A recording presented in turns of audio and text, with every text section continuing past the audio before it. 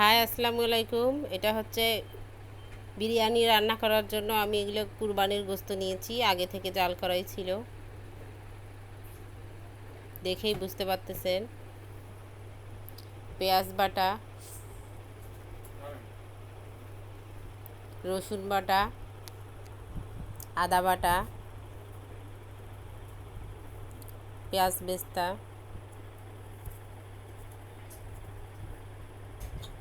এটা হচ্ছে বিরিয়ানি মশলা, recipe mixed মশলার প্যাকেট। মশলাটা কিন্তু আমি অর্ধেক দিয়েছি, কারণ আমরা কিন্তু মশলা খেতে বেশি মশলা খাই না, কম খাই, এই জন্য আমি অর্ধেক দিয়েছি। আপনারা কিন্তু চাইলে পুরো মশলাটাই দিতে পারেন।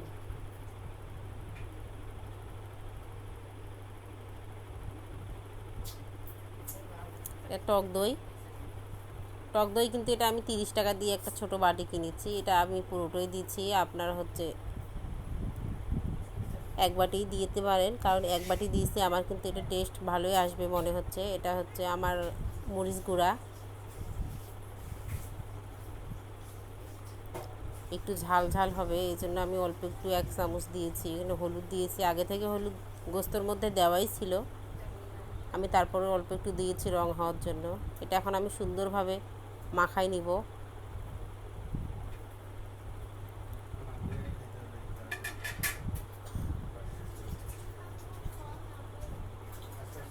এটা কিন্তু মাখানোর পর আপনার 15 থেকে 20 মিনিট রাখতে পারেন, আর 30 মিনিট রাখলে কিন্তু ভালো হয়। আমি কিন্তু 30 মিনিটের মতো রাখছিলাম এটা।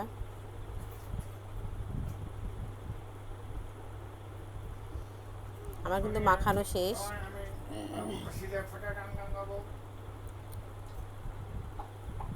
আমি কিন্তু প্রেসার কুকার নিয়েছি, প্রেসার কুকারের মধ্যে কিন্তু তেল দিয়ে দিলাম।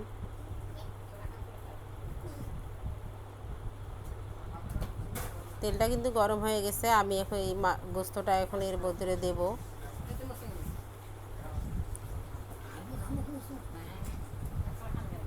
দেওয়ার পর এটা সুন্দর করে কষাই নিচ্ছি।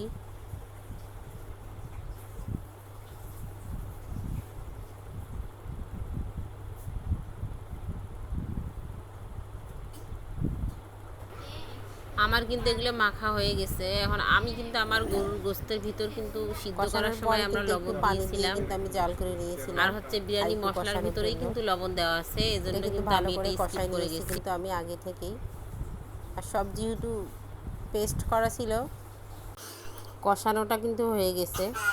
এর মধ্যে কিন্তু এখন একটু আমি পানি দিলাম, পানি দিয়ে কিন্তু একটু নাড়াচাড়া করে নিলাম।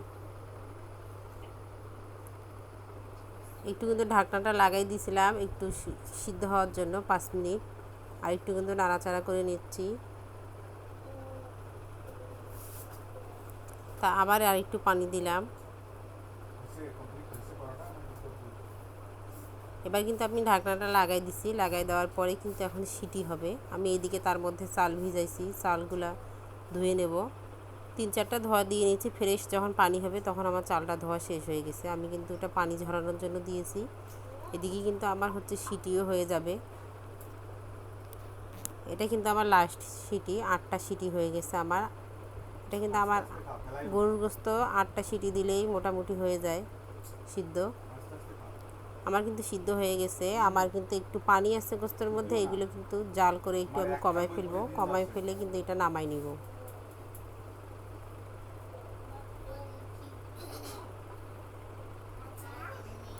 কারণ আমি কড়াই নিয়েছি, কড়াইয়ের মধ্যে তেল দিয়েছি, পেঁয়াজগুলো কিন্তু একটু লাল লাল করে ভাজবো।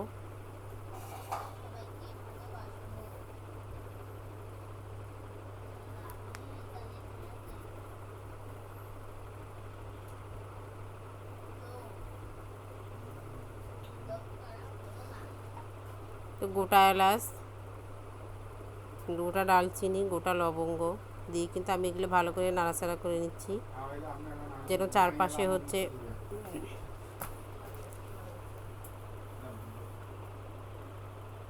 লাল লাল হয়ে ভাজা হয়ে যায়।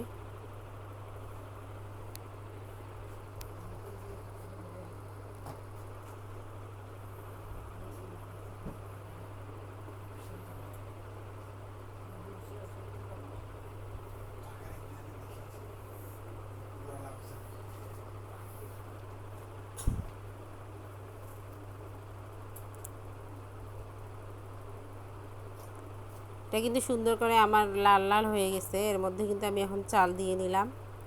চালটা কিন্তু এরকম 6-7 মিনিট আমি ভেজে নিব, একবারে সুন্দর শুরু শুরু হয়ে আসবে, ভাজা ভাজা হয়ে যাবে, তখন কিন্তু বুঝবেন যে এটা ভাজা হয়ে গেছে।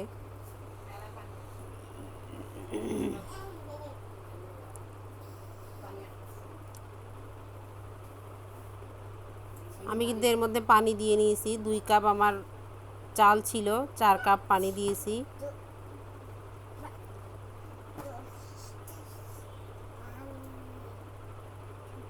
বলতে এই কাপের মধ্যে মনে করেন 1/2 কেজি চাল আর 1 কেজি পানি। চালটা কিন্তু আমার অর্ধেক সিদ্ধ হয়ে গেছে। এর মধ্যে কিন্তু আমি এখন যে গরুর গোশতটা রান্না করে রাখছিলাম সেটা এখন এর মধ্যে দিয়ে নেব।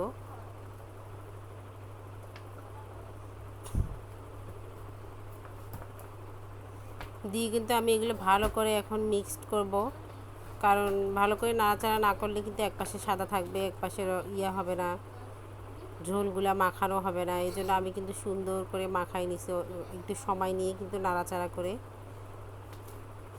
আরেকটি ছিল ওটুকুও দিয়ে দিলাম।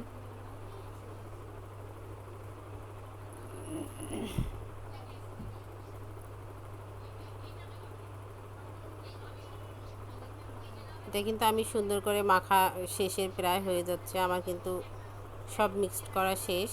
শেষ হলে কিন্তু আমি 5 মিনিটের জন্য ঢাকনা দিয়ে রাখবো এটা সিদ্ধ হওয়ার জন্য।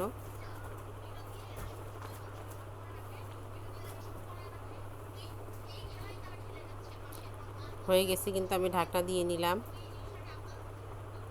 এটা এখন 5 মিনিট পরে আমি একটু আবার নাড়াচাড়া করে দিয়ে নিয়েছি, তারপর আবার ঢাকনা দিয়েছিলাম, তার মধ্যে দেখেন এটা হয়ে গেছে।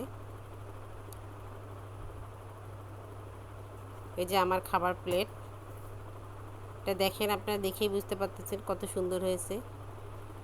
লবণ কিন্তু আমি স্বাদ মতো দিয়েছি, আমার মতো। আমার চ্যানেলটি ভালো লাগলে অবশ্যই সাবস্ক্রাইব করবেন, তাহলে নতুন নতুন ভিডিও পাবেন। লাইক কমেন্ট শেয়ার করবেন। সবাই ভালো থাকবেন, ধন্যবাদ। আসসালামু আলাইকুম।